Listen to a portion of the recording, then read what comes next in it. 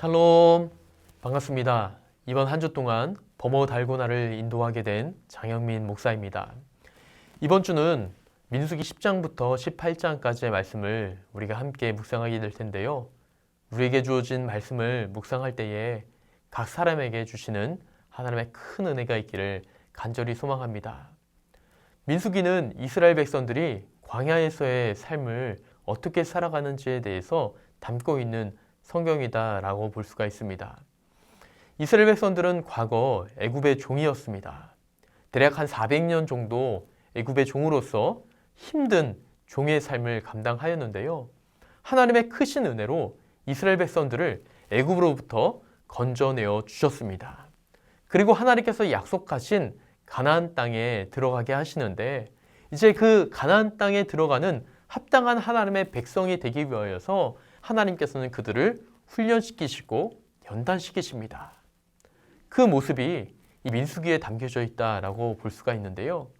이제 그들이 가나안 땅에 들어가게 되면 하나님의 인도하심을 받아 살아가게 되지만 분명히 주변 이웃의 국가들 또 이방의 국가들이 그들을 위협하고 또 때로는 굉장히 고통스럽게 하는 일들도 발생할 것입니다.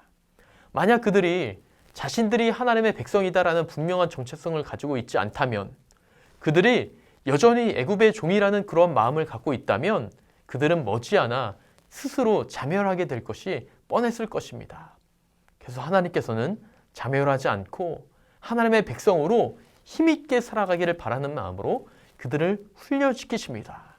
그것이 민수기의 내용인데, 그래서 이 과거의 군대라는 표현을 이전에는 애굽의 군대를 표현할 때 이 군대라는 표현을 썼는데, 이 민수기에 들어와서는요, 이스라엘 백성들을 지칭할 때 이제 군대라는 표현을 사용하는 것을 볼 수가 있습니다. 그래서 오늘 우리가 읽을 이 민수기 10장에서도요, 각 진영을 군대라는 표현을 사용해서 하나님께서 말씀하시는 것을 볼 수가 있습니다.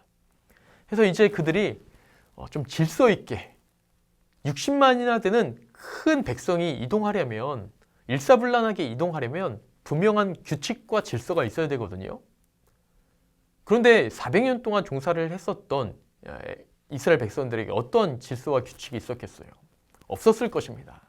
그래서 하나님께서는 그 질서와 규칙 안에서 그들이 움직일 수 있도록, 일사불란하게 움직일 수 있도록, 어떤 군대의 분명한 조직을 갖출 수 있도록 하나님께서 말씀하시고 인도하십니다.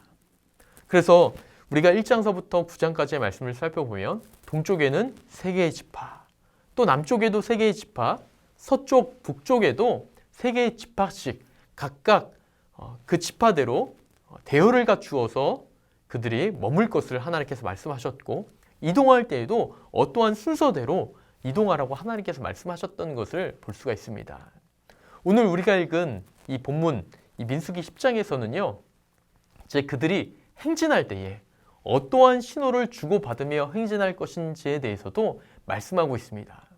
나팔을 2개 만들어서 하나를 부 하고 불 때는요, 이 천부장과 또 지도자들, 지휘관이라고 표현하고 있는데요, 이 지휘관과 천부장들이 먼저 움직이고, 2개를 부 하고 불 때에는 온 회중이 움직여야 된다라는 것을 보여주고 있습니다. 그리고 그 나팔을 크게 불 때는 동편에 있는 그 진영이 움직이고, 또 2번째 크게 불 때에는 남편에 있는 그 진영이 움직여야 된다라는 것을 보여주고 있습니다. 이것은 무엇을 뜻하는 것일까요? 앞서 말씀드렸듯이 이스라엘 백성들이 가져야 될 어떤 규칙과 질서 안에서 그들이 움직여야 되고, 그러한 훈련을 받은 사람이 이후에 가나안 땅에 들어가게 되었을 때에 하나님의 백성이요 군대로서 당당하게 힘있게 살아갈 수 있다라는 것을 보여주는 것입니다. 이스라엘 백성들은요, 과거 애굽의 종이었습니다. 그들이 여전히 그러한 습관을 가지고 살아가다 보면 하나님의 그 나라에 합당한 자로서의 삶을 살아갈 수 없게 되는 것입니다. 그래서 그 모든 옛 습관을 벗어버리고 하나님의 나라에 합당한 백성이 되기를 바라는 마음으로 그들을 훈련시키시는 것을 우리가 이 민수기를 통해서 살펴볼 수가 있습니다. 우리에게 이 말씀을 적용해 본다면 어떻게 적용할 수 있을까요? 우리도 과거에는 죄의 종이었고 이 세상의 종이었습니다.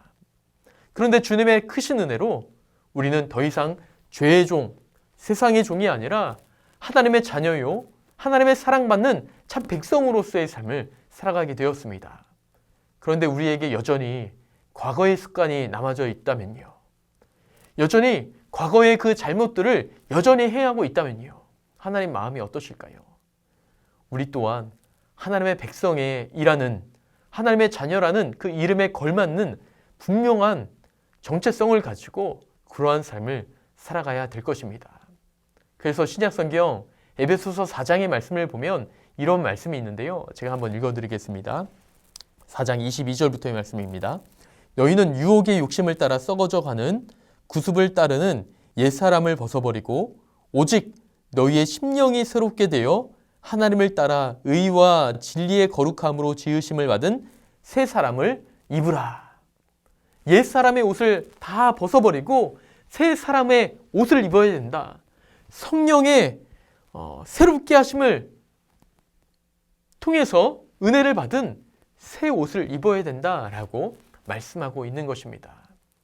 여러분, 오늘날을 살아가는 우리에게 이러한 하나님의 백성과 또 모습에 걸맞는 그러한 새로운 옷을 입고 하나님의 나라를 세워가는 사람으로서 부끄러움 없고 부족함 없는 한 사람으로서의 삶을 살아갈 수 있는 우리 범호의 가족이 되시기를 소망합니다. 그런 믿음과 마음을 가지고 살아갈 수 있는 오늘 하루의 삶이 되기를 주님의 이름으로 소망합니다.